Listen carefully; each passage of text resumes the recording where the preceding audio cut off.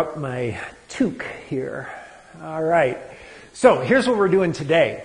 It has come to my attention, well, pretty much comes to my attention every video I do that I am doing things wrong apparently, and my FASTTEC method for determining cranking, no starts, or any kind of misfire condition also now has come under question, because it turns out every video where I solve the problem, there's always a number of people who say that they would have solved it way quicker because they would have gone right to the issue, whatever it turned out to be, right from the very beginning, and not wasted all the time that I have to do kind of diagnosing and finding out what the issue is.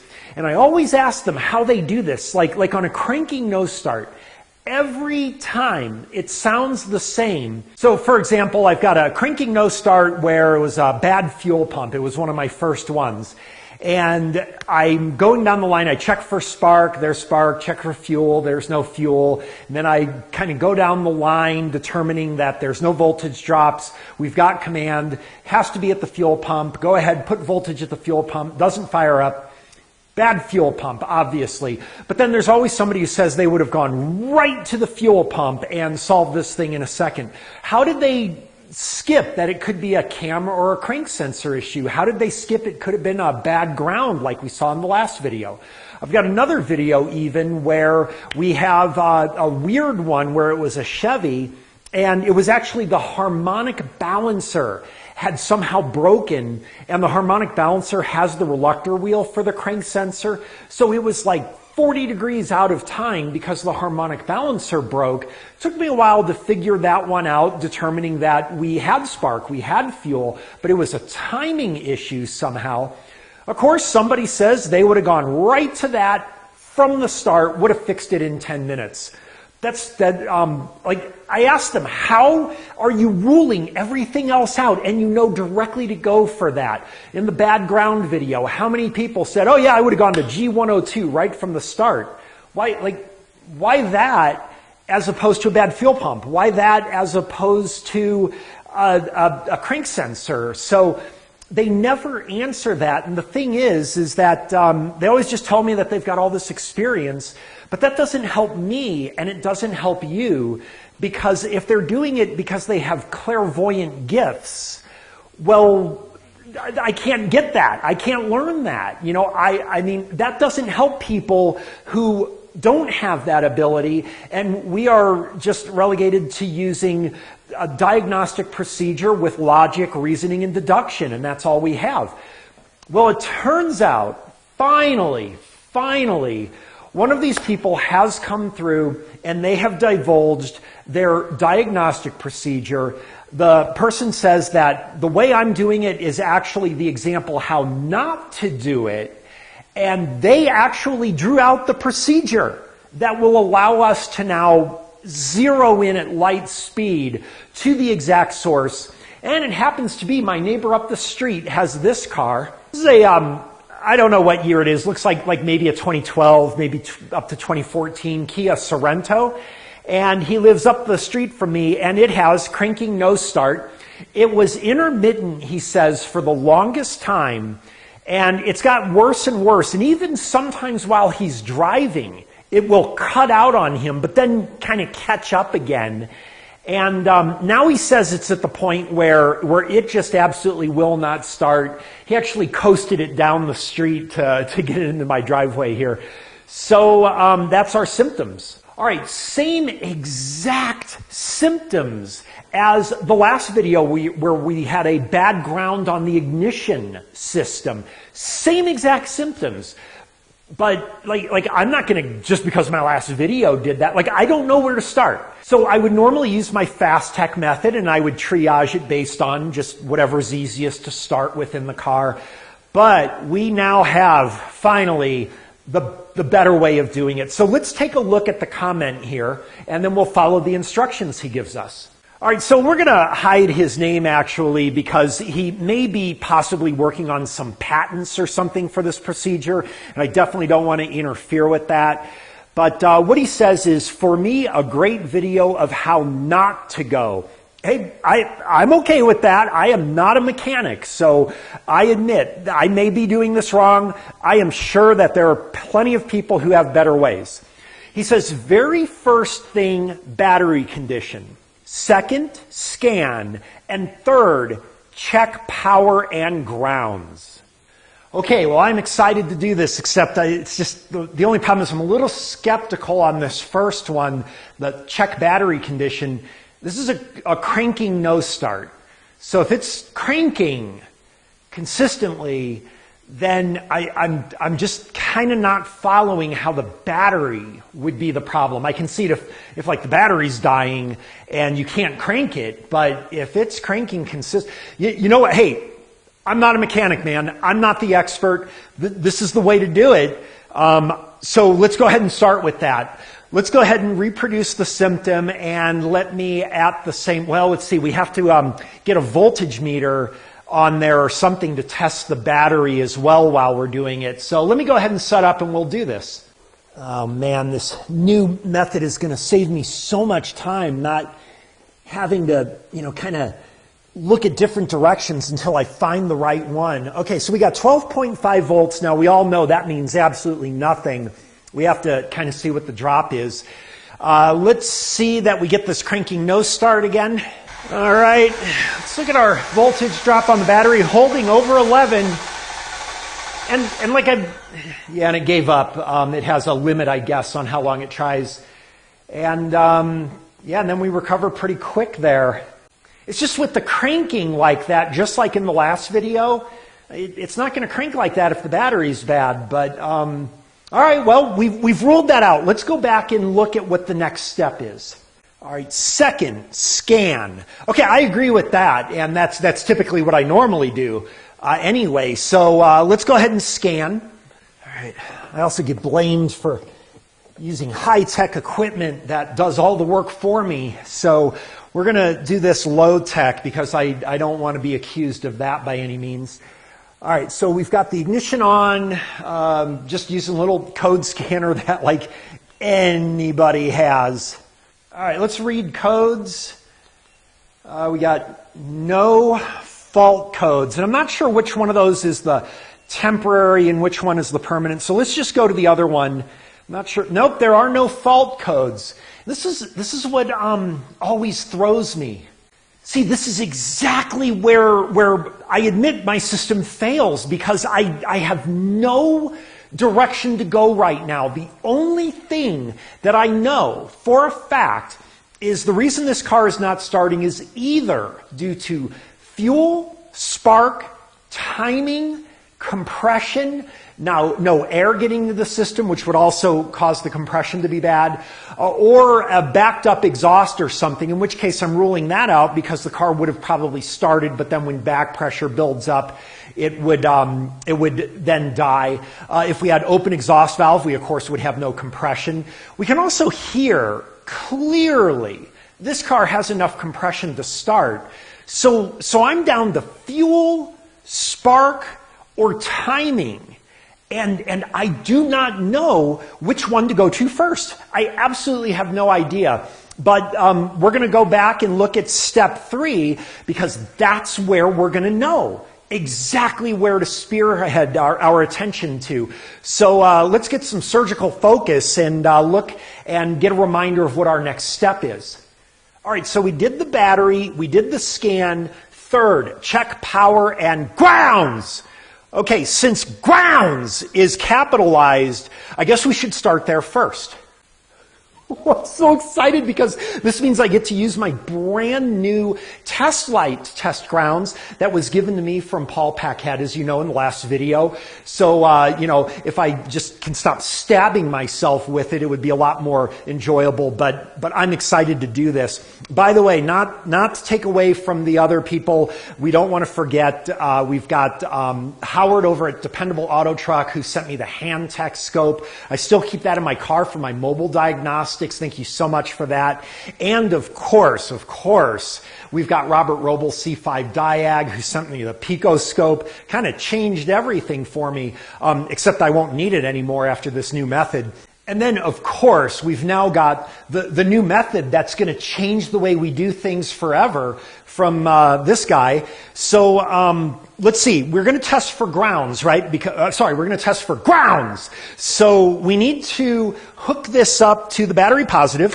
All right, so if my test light finds good ground, it's going to light up. I'm sorry, if my test light finds good ground, it's going to light up.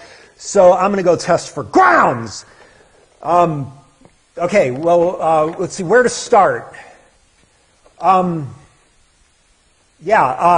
All right, let's see. Where's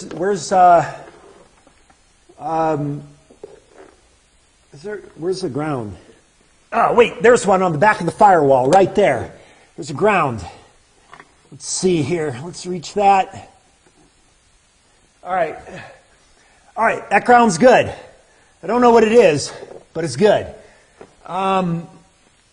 Where's another ground? Oh, here's one. Look at this right here.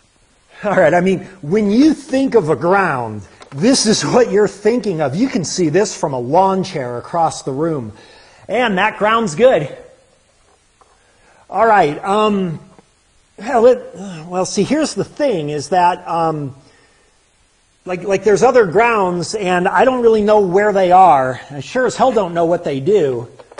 But I don't even know what they do. If I find a bad ground, well, that's our thing. Now, if all the grounds are good, well, then we've got a problem, because if all the grounds are good, we don't have any more steps in the procedure. But we have to test all these grounds. So let's do this. Okay, we are going to look at our ground distribution diagram with all of our grounds. There's a lot of grounds, and a lot of them are shared with a lot of other things. So we also want to, I'm assuming we want to do grounds that are going to be relative to the no start. So for example, the clock ground I'm not really interested in, but we've got, we've got some grounds for things like maybe the instrument cluster could do, well, that's on the clock module and everything. So we have that ground. Let's see. Okay, so we come down, we've got the lower center of dash. I have to crawl under the dash to check that ground? Oh my God, okay, let's do that last. We'll do that last, because if we find other grounds, we'll be able to hopefully find some that I don't have to take out the dashboard to check. All right, so if we go here, yeah, we got another one under center. There's a lot of them behind the dashboard. This is under the console. Okay, I'm not going to do those. That's for a control module. That could cause a no start. All right, so that's like 5 grounds so far. But we've got page 1 of 4 up here. So we have 3 more pages of grounds to check. All right, let's go to the next page.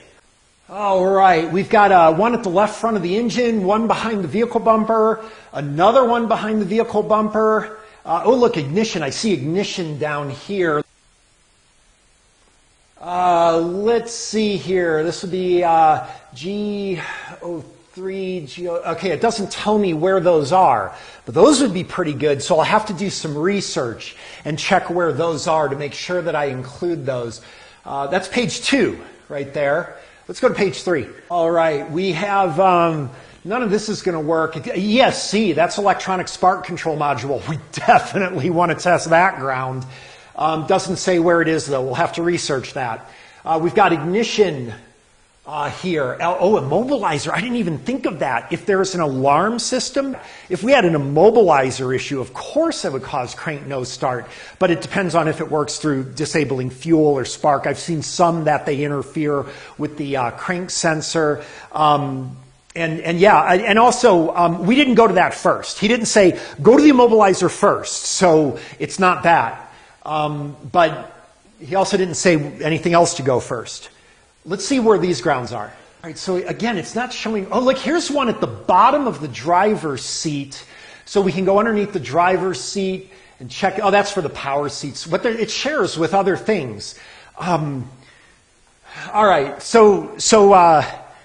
yeah, and some of these are going to be under the carpeting and things like that. All right, let's check the power, because remember, we also have to check powers too. Oh God, no! There's 5 pages of power distribution. All right, let me check one of those. Oh, hell no. All of these are, oh my God, how many are there? For God's sakes.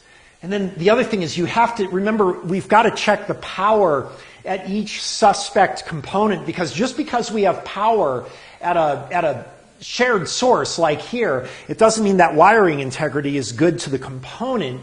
So we've got, I mean, what do you think? There's 50 of them on this, 250, I would say. All right, so we got probably 50 grounds and 250 powers to check. All right, I better get to it. Yeah, power there,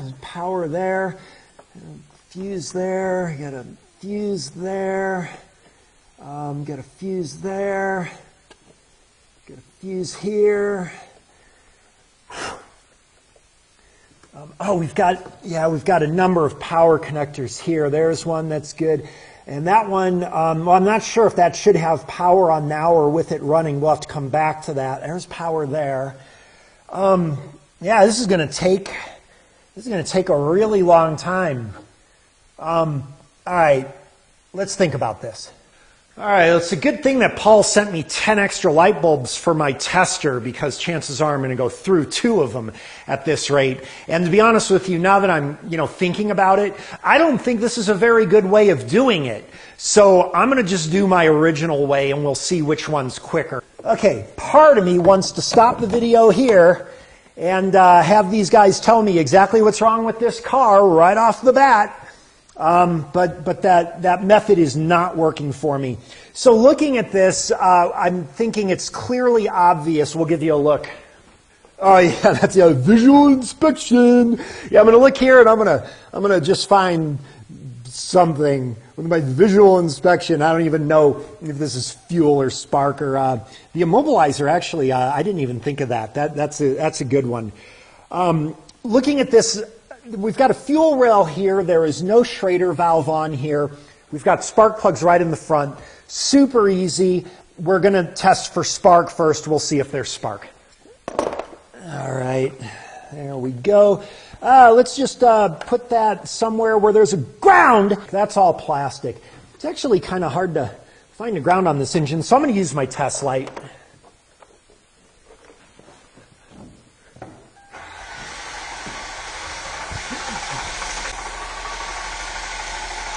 Okay, so we have spark.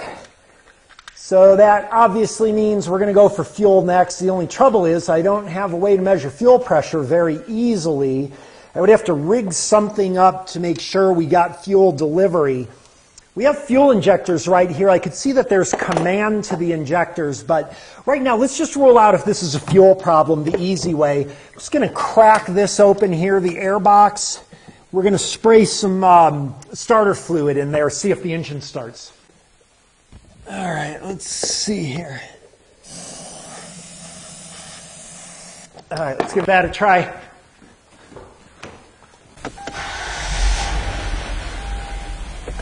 All right. All right, so we filmed that in real time, and literally in like 2 minutes, I've already determined through my inadequate FASTTEC method, there is absolutely no question about it. This is a fuel problem. Now the question is whether this is a fuel control issue or a fuel delivery issue. The fuel control issue we could easily check. We could look for command to the fuel injectors. There's fuel injectors easily accessible here.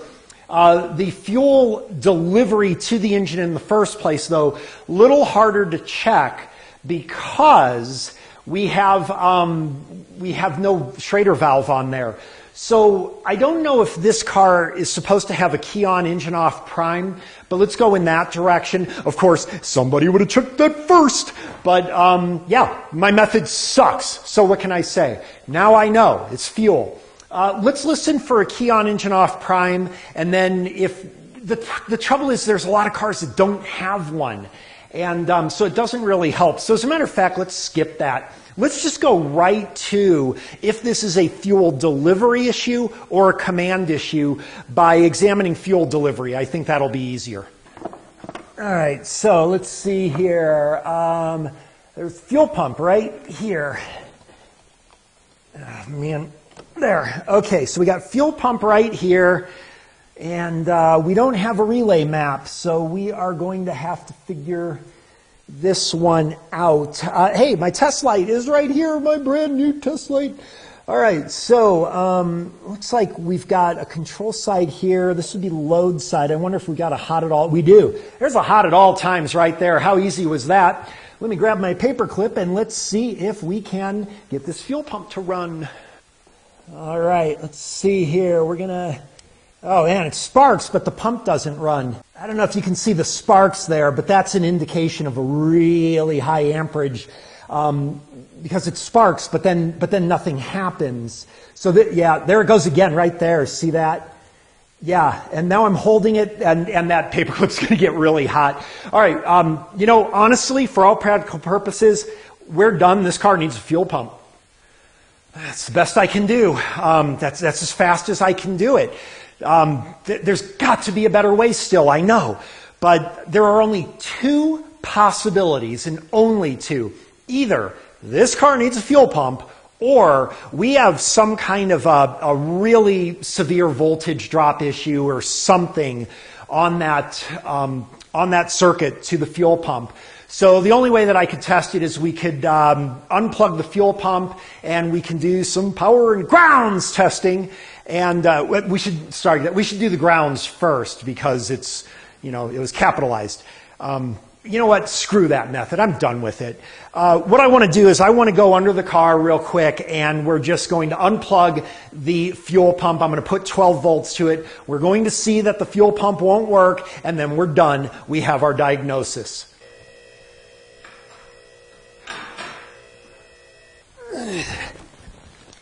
Yeah, I love this. All right. Oh, look, an evap system. Hey, that's cool. All right. Let's see here. Where is... Oh, no. Okay, so I see the electrical. Oh, man.